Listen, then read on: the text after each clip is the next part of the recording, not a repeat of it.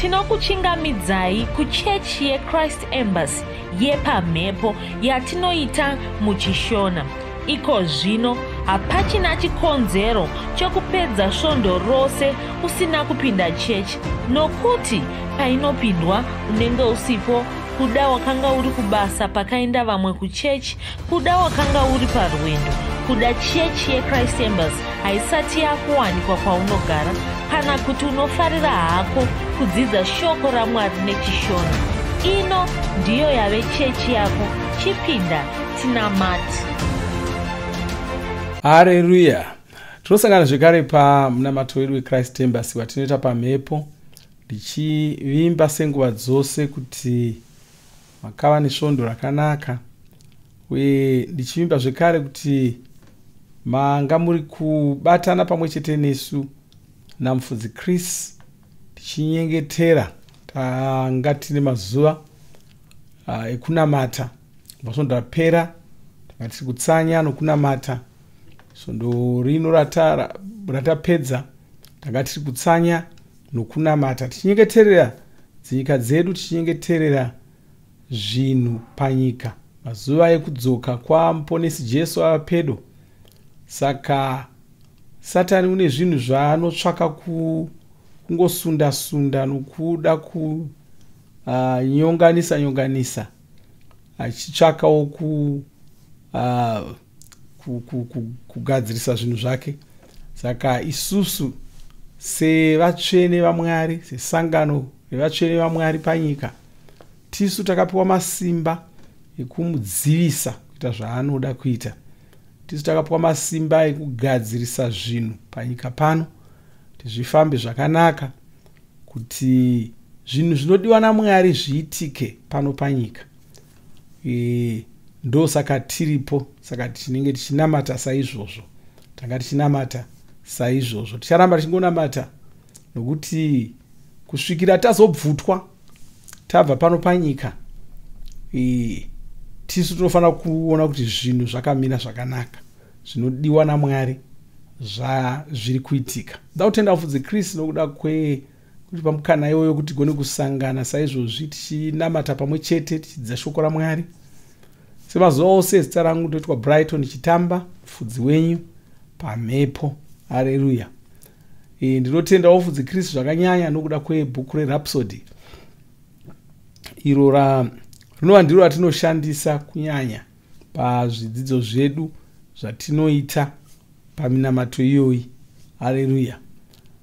Ndoda kuti titarise pachidzidzo chatinacho nhasi. Kwanzi kuvimba naMwari mutemo wemumweya. Haleluya. Kuvimba naMwari mutemo wemumweya. Totarira pana vaHebheru 11 ndima 6. Kwanzi munhu anofanira kuvimba naMwari. Haleluya. Zvisizvo haagoni kufadza Mwari, haangagoni kufambidzana navo, nokuti munhu anofanira kugamuchira Mwari, ndiko kuti agone kudyidzana navo. Anofanira kuziva kuti ivo ndiMwari vanopa mibayiro. Vanopa mibayiro iyi kune vaya vanoshingaira kuvatsvaka. Haleluya. Asi kwanzi munhu anofanira kuvimba naMwari. Haleluya. Ngaitione kuti mufudzi Kristu anotidzidzisa kuti chiipapo. Tinozokorora izvozvo kuti munhu anofanira kuvimba naMwari, ndiko kuti agone kufadza Mwari, ndiko kuti agone kufambidzana navo. Izvi ndizvo zvinotaura Bhaibheri. Asi kuda mumwe angasanzwisisa izvi, saka angabvunza achiti, sei Mwari vachida kuti tivimbe navo?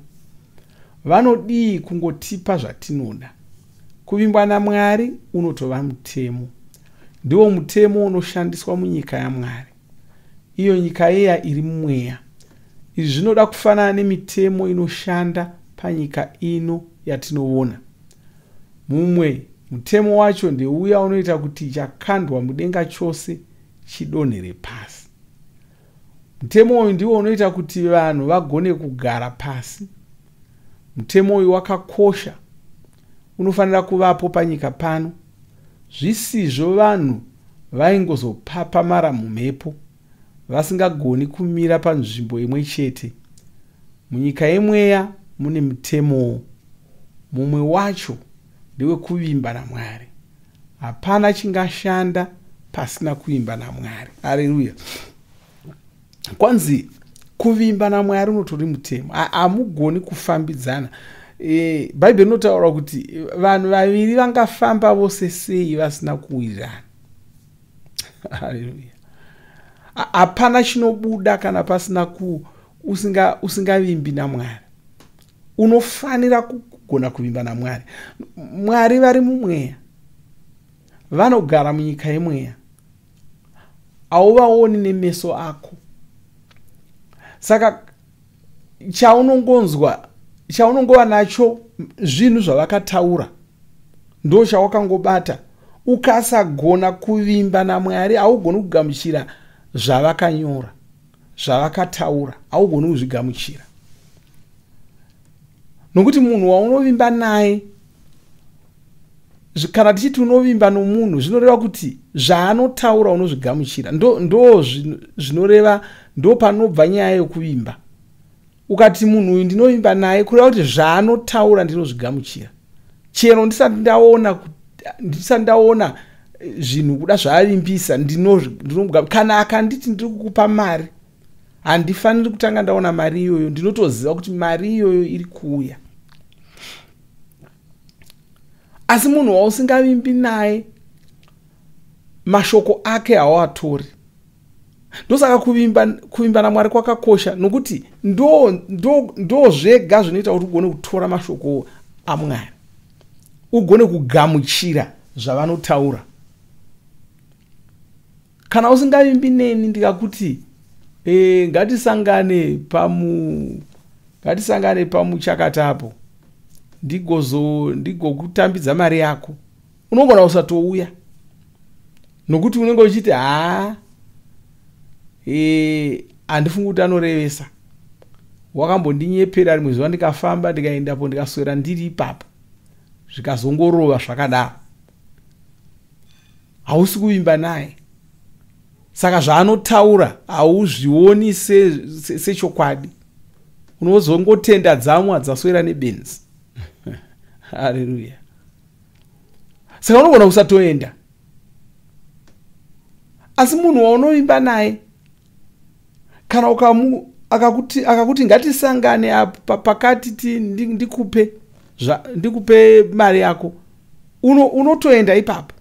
Nyangwe akanonoka kusvika ipapo, unoramba uripo uchiti ameno kuda pane chamubata.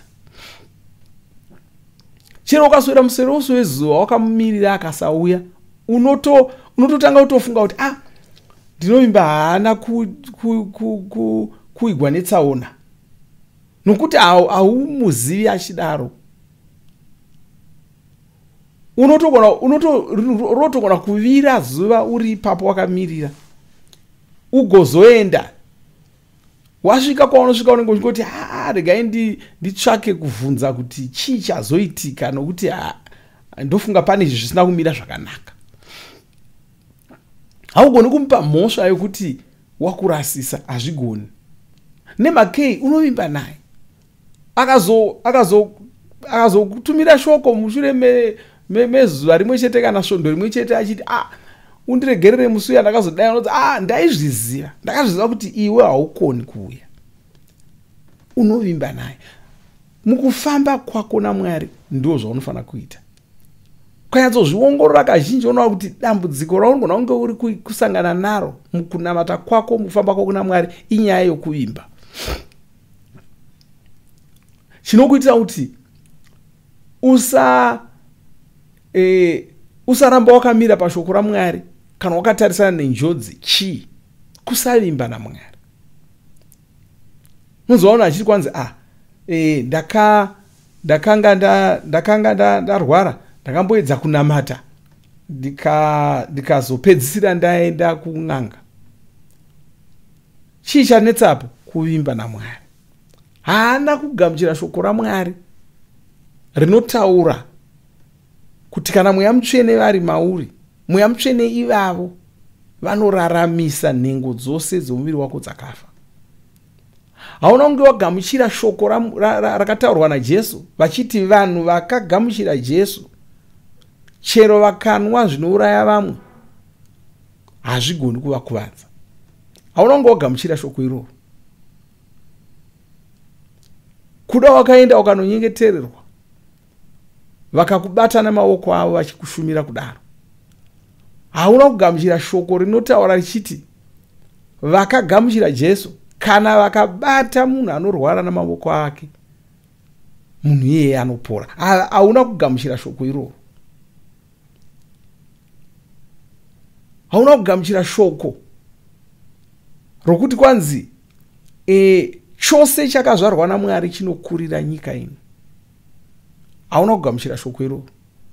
Kureva kuti hauvimbi newakaritaura. Unoona sokuti wakaritaura uyu musanyanya kungotora zvose zvezvanotaura, zvimwe zvacho unotaura nechibhende. Hapana chibhende. Hapana chibhende. Kusavimba naMwari kwawaita. Haleluya. Kusangovimba naMwari kwawaita chete. Haleluya. Gaiti tirambe tichi saka kwanzi kana usingavimbi naMwari saizvozvo hapana chinotomboshanda. Kana usingavimbi neni tinosvika kupi? Ndikataura chakati iwe unoti nhema, ndikataura chakati iwe unoti nhema, ndikataura chakati unoti nhema, tosvika kupi? Tinoshanda sei? Vaviri vangafamba sei vasina kuwirirana? Haleluya.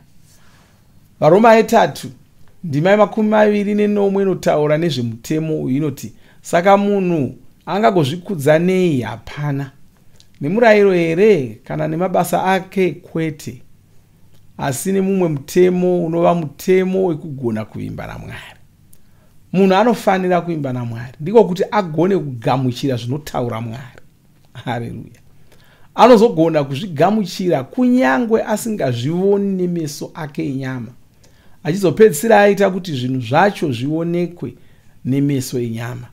Nokuti zvatinoona zvose zvakatanga zviri mumweya, zvakatanga zvisingagoni kuonekwa nemeso enyama. Nyika yatinoona iyi yakatanga isingaonekwi, yakabuda munyika yemweya. Saka zvinhu zvose zvinobva munyika yemweya. Saka munhu anofanira kugona kuvimba naMwari. Munhu akadai haazogoni kukanganiswa nezvinhu zvenyika ino. Unoona, kwanzi zvinhu zvose zvatinoona zvakabuda munyika yemweya, zvakabva mumweya, hazvina kutanga zvichionekwa sezvizvi. Kureva kuti mumweya ndo mune zvinhu zvose. Mari yako yauri kutsvaka iri mumweya, utano hwako huri mumweya, zvose zviri mumweya. Mwari ndo vanoziva zvinhu zviri mumweya, ndo vanogona kukutaridza zvinhu zviri mumweya. Shoko ravo, chimwe chezvinhu zvinoitwa neshoko ravo kutiudza zvinhu zviri mumweya umu. Zvino kana iwe ukasagona kugamuchira shoko ravo, ukasagona kugamuchira zvavanotaura, ukasagona kuvimba navo, uchizopedzisira usingagamuchiri shoko ravo, au pavanokuudza zviri mumweya hauzvigamuchiri, unenge uchingokakara. Wokuudza kuti wakakunda kare iwe woti kana ndiri kuona zvinhu hazvisinofambira zvakanaka. Wokuudza kuti ndakatokupa utano hwevaMwari, woti kana pane pari kuvava. Haleluya. Iwe uri kuona zvinoonekwa nemeso, iwe vari kuona zviri mumweya. Munova ndimo munobuda zvinhu zvese, zvose zvatinozoona zvinobuda mumweya. Haleluya. Saka mona ndosaka kuvimba naMwari kwakakosha. Ndosaka uchifanira kuvimba kana pasina kuvimba naMwari hazvifambi. Nzwisisa mamiriro akaita upenyu, nzwisisa marongerwo akaitwa zvinhu. Haleluya. Bhaibheri rinotitaurira, shoko raMwari rinotitaurira kuti zvinhu zvakatanga sei. Kwai zvinhu zvose zvatinoona zvakagadzirwa nezvinhu zvisingaonekwi. Kana ukanzwisisa izvozvo kuti zvinhu zvese zvatinoona zvakagadzirwa nezvinhu zvisingaonekwi, unotanga kuti unobva waziva ipapo kuti saka Mwari ndo vandofanira kuimba navo. Mwari ndo anofanira kuteerera, ndo anoziva, ndo anoona zvinhu zvisingaonekwi, ndo anogona kutitaridza zvinhu zvisingaonekwi. Saka chavataura ndichocho. Zvakafanana nokuti kana uri bofu, kana munhu ari bofu, ngatiti munhu ibofu ari kufamba nomunhu anoona, hazvibetseri munhu iyeye bofu iroro kuti rikakavare nomunhu anoona. Unongotevera. Bofu iri rinofanira kungotevera richitungamirirwa. Apa muchenjere pane gomba, haafaniri kuriona gomba, anofanira kuvimba nomunhu ari kumutungamirira. Kana angoudzwa pane gomba, chiziva kuti pane gomba, chinyenyeredza, chinzvenga. Ngatimbomira pano. Pane mota dziri kupfuura, momira. Handei moenda.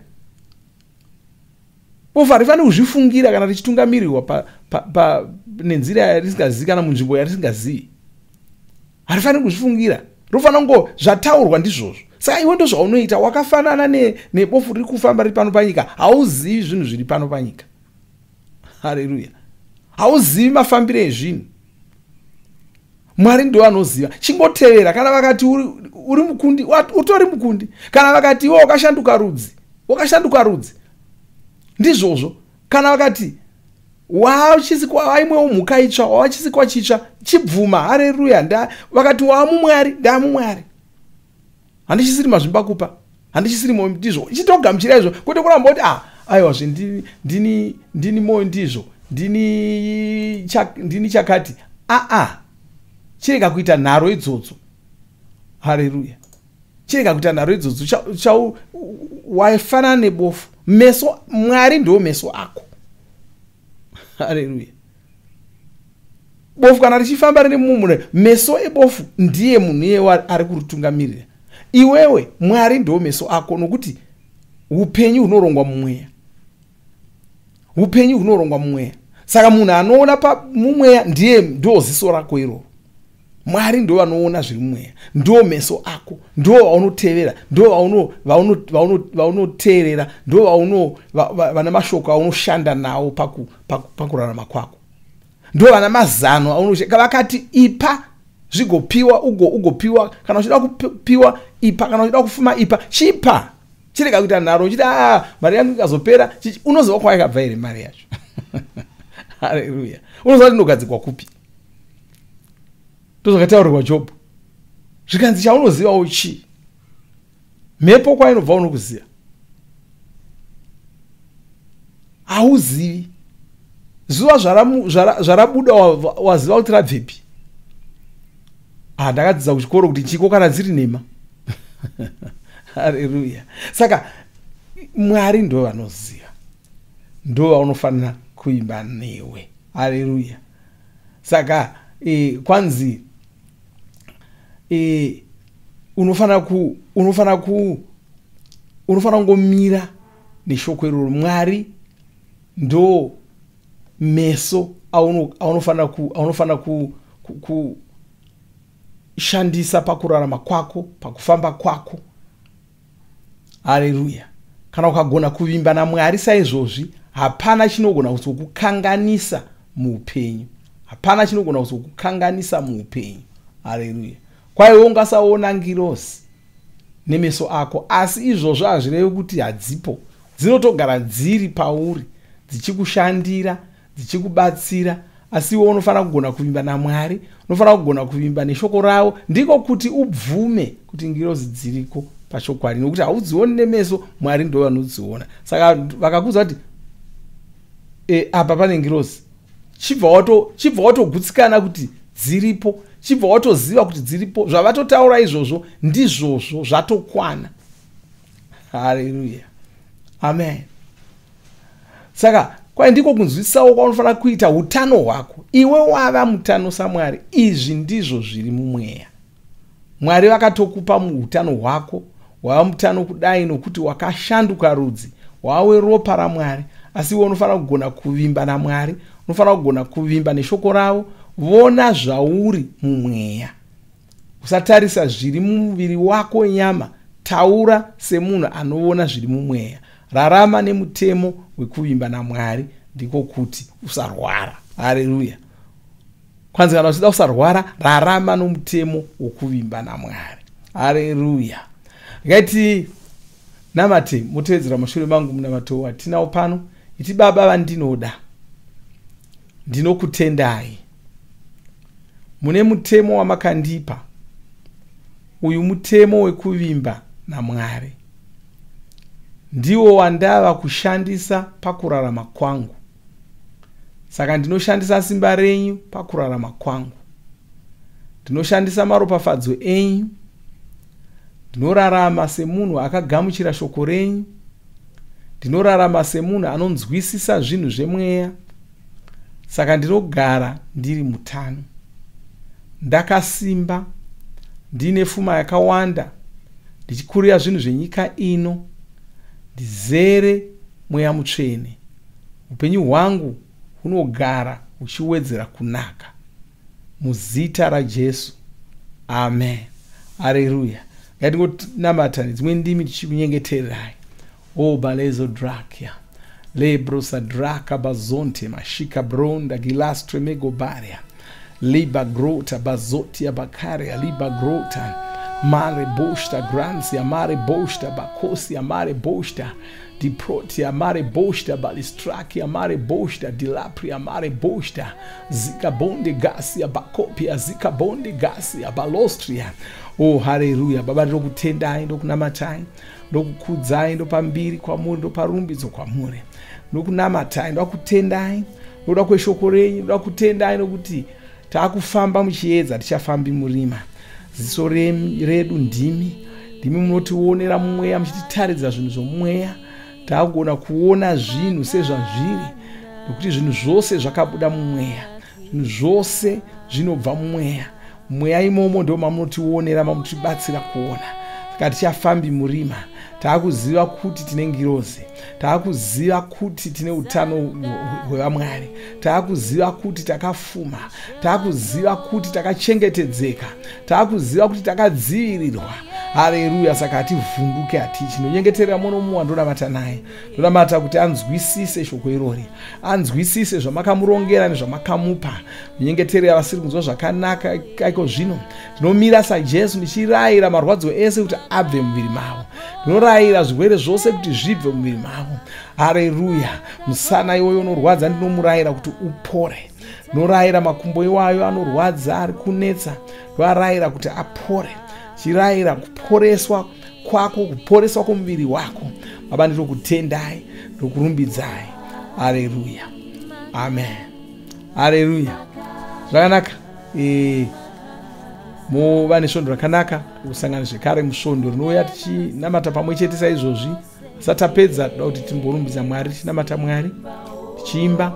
Shure mazvo kana wanga usina kugamuchira Jesu, toda kuti tigonamata newe ugoponeswa. Mwari wakuropafadzei. Amen.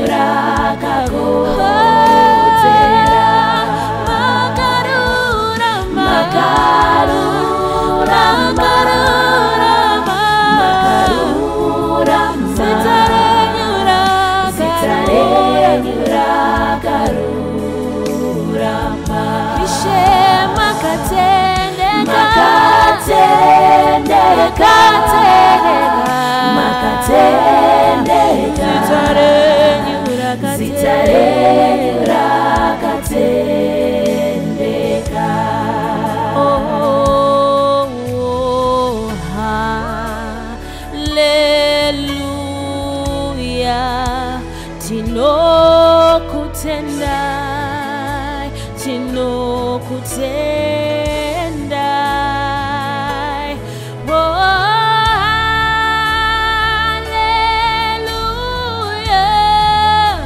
Tinokutendai, tinokutendai. Hallelujah.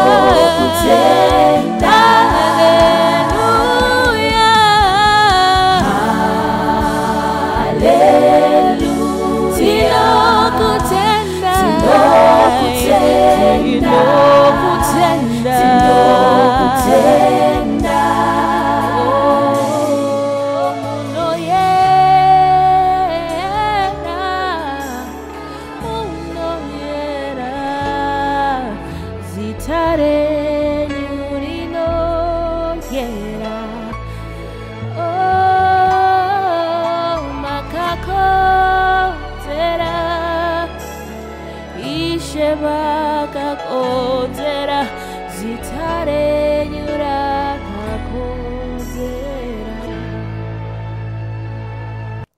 Tinorimba makomborerwa nemunamato wesvondo rino. Kana manga musati mazvarwa patsva, namatai mumashure mangu, muchidudza, muchirevesa, taurai muchiti, Mwari vari kudenga, ndinouya kwamuri, ndinokoka Jesu kuti vapinde mumwoyo mangu.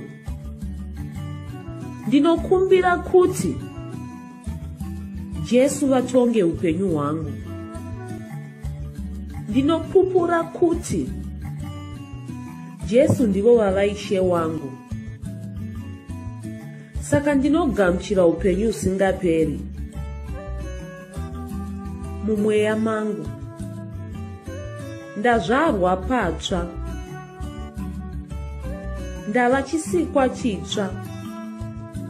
Ndinokutendai. Amen.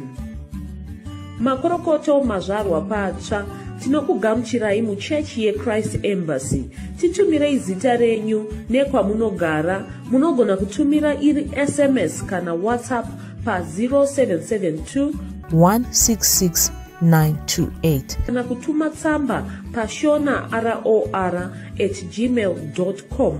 Muchida kupa mpiro yenyu neEcocash, rovai namba *151*2*6 *58225# motevera zvinenge zviri kutaurwa neEcocash ipapo. Kana muine nhare dzemazuva ano, munogona kushandisa KingsPay kupa mpiro yenyu. Shandisai kodi inoti TNIOG nemavara makuru. Tinoda kukuzivisai zvinotevera.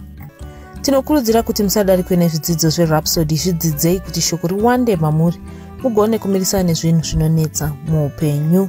Munamato uno munoubata pa WhatsApp, pa radio, pa YouTube panoti Shona Online Church.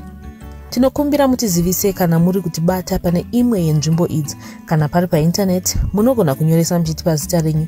Kana pari pa WhatsApp, tinyorerei tigopota tichikutumirai zvimwe zvidzidzo, kana kutitumira SMS pa 0772 166 928. Ivai nesvondo rakanaka.